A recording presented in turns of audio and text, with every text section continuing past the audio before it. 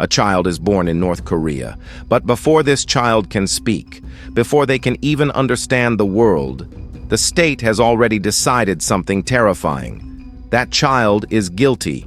Guilty not because of what they did, but because of who they were born to. In North Korea, innocence does not exist. Freedom is not taken away later in life. It is never given in the first place. This is the only country on earth where you can be punished not just for committing a crime, but for thinking about one. Welcome to North Korea, a nation where fear is law, silence is survival, and loyalty is tested every single day. Until 1945, the Korean peninsula was ruled by Japan for 35 years. After Japan's defeat in World War II, Korea was divided into two parts.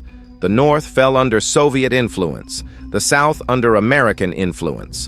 In 1948, Kim Il-sung came to power in the North, and the country was named the Democratic People's Republic of Korea. But democracy never arrived. In 1950, war erupted between North and South Korea. The Korean War ended 3 years later, not with peace, but with a ceasefire. No peace treaty was ever signed. To this day, the two Koreas are technically still at war. Since then, power in North Korea has never changed hands, only changed faces. Kim Il-sung, then his son, Kim Jong-il, and now his grandson, Kim Jong-un. 3 generations, one family, total control.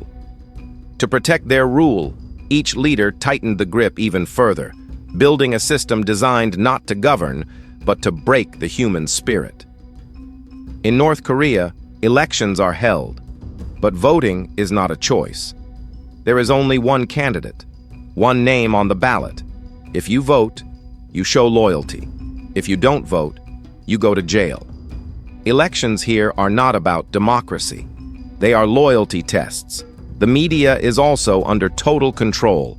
There is only one television channel. You cannot change it. You cannot tune it. Every broadcast praises the Kim family, glorifies the state, and paints the outside world, especially the United States, as enemies. Hatred is taught from childhood. Watching South Korean dramas or Hollywood films is considered ideological contamination. If caught, people disappear into labor camps, or worse. The internet as we know it does not exist. Ordinary citizens are allowed access only to a closed internal network, completely isolated from the world. Every click is monitored, every message tracked. Calling a foreign country without permission is illegal. Even owning foreign media can destroy an entire family. North Korea follows a brutal policy known as 3-generation punishment. If one person is accused of disloyalty, their parents, their children, and even their unborn grandchildren can be imprisoned. A child can be born decades later and still be labeled a traitor for something their grandfather once thought. Spies are everywhere. In apartment buildings, in neighborhoods, in workplaces. Anyone could be watching. Anyone could be reporting. Citizens are forced to attend weekly self-criticism sessions. In front of others, they must confess their failures. I did not praise the leader enough. I admired something foreign, then others criticize them. Fear becomes routine. Even appearance is controlled. The government decides which hairstyles are allowed. Jeans are banned. Sunglasses and wedding dresses have been banned in recent years. Foreign fashion equals foreign influence. Food is controlled too. Hot dogs are banned because they represent American culture. South Korean dishes are banned for the same reason. Travel between cities requires special permits. Without one, you are breaking the law. Passports are reserved for elites. Ordinary citizens will never leave. Land, homes, shops, nothing is privately owned. Everything belongs to the state. You only borrow it until the state decides otherwise. Religion is forbidden. Churches exist only for display, to fool the outside world. Those who believe are sent to labor camps.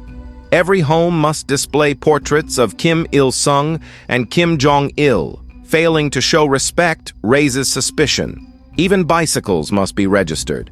They need license plates. You need a permit to ride one. Clothing with foreign logos or slogans is illegal. Tourists are watched just as closely.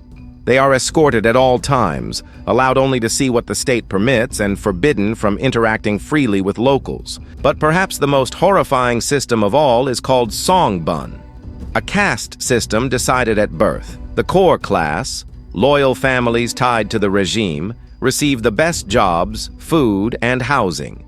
The wavering class, ordinary citizens, live with limited privileges. And the hostile class, descendants of religious families or anyone linked to South Korea, are condemned to hard labor and suffering. You cannot escape your Songbun. Electricity, water, and gas are rationed. Military service is mandatory. Children memorize speeches by the Kim family in school. Even time itself is controlled. North Korea uses its own calendar, the Yucha calendar, which begins in 1912. The birth year of Kim Il-sung. This extreme isolation exists for one reason: fear. Fear that if people see the outside world, they will realize they have been lied to. International sanctions have further sealed the country off, but the walls were built long before that. Much of what we know today comes from defectors, people who risked their lives to escape. Some smuggled footage out on USB drives. Some crossed borders knowing their families might pay the price, and many never made it. North Korea remains one of the darkest places on earth. A nation where a child is born already condemned, where silence is survival, and where even thoughts can be a crime.